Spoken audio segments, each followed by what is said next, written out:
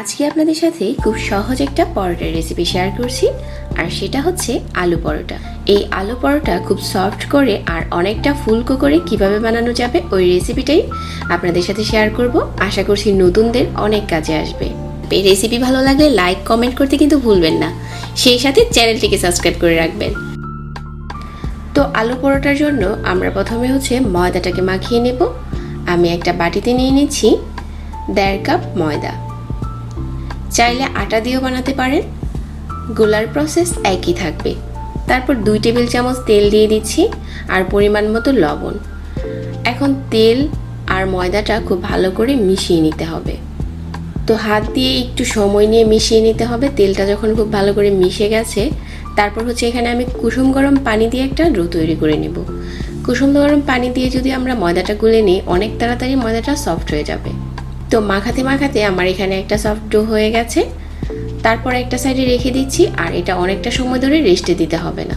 এখানে আমি নিয়েছি আগে থেকে সিদ্ধ করা 2টা আলু। আলুটাকে হাত দিয়ে ভেঙে খুব ভালো করে ম্যাশ করে নিয়েছি। তারপর ধনেপাতা কুচি নিয়েছি আর পরিমাণ মতো লবণ আর অল্প একটু শুকনা মরিচের গুঁড়া, সরিষার তেল দিয়ে আলুটার সাথে খুব ভালো করে মাখিয়ে নিচ্ছি। আলু পরোটার জন্য আলুটাকে গরম থাকা অবস্থায় খুব ভালো করে ম্যাশ করে নিতে হবে।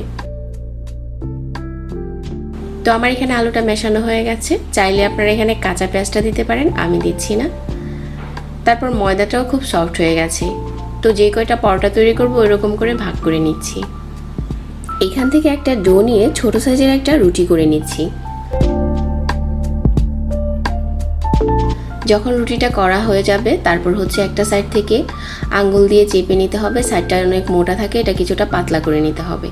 আর মাঝ বরাবর আলুর পুরটা দিয়ে খুব ভালো করে ডেকে দিতে হবে। অবশ্যই পুরটা ঢাকার সময় সাবধানে রাখতে হবে, না হলে কিন্তু বেলার সময় আলুটা বের হয়ে যেতে পারে। তারপর হালকা হাতে বেলে নিতে হবে। অনেকটা জোরে চেপে চেপে বেলতে যাবে না, তাহলে আলু বের হয়ে যাবে। আর আলু পরোটা কিন্তু একটু মোটা থাকে। আমরা যে রেগুলার পরোটা খাই ওরকম পাতলা হবে না, একটু মোটা হবে। তো আমি আলু পরোটাটা এখন ভেজে নিচ্ছি। চুলায় একটা প্যান বসিয়ে পরোটাটা দিয়ে দিলাম। তারপর প্রথমে এপাশ ওপাশ করে ছেঁকে নিচ্ছি। তারপর উপরে 1 চামচ তেল দিয়ে দিচ্ছি, আর তেলটা দেওয়ার পরেই দেখা যাবে এটা ফুলতে শুরু করছে। প্রথমে আমি তেল দিইনি, তেলটা একটু পরে দিয়েছি। পরে তেল দেওয়ার কারণে এই পরোটাগুলো অনেকটা ফুলে উপরে চলে আসবে।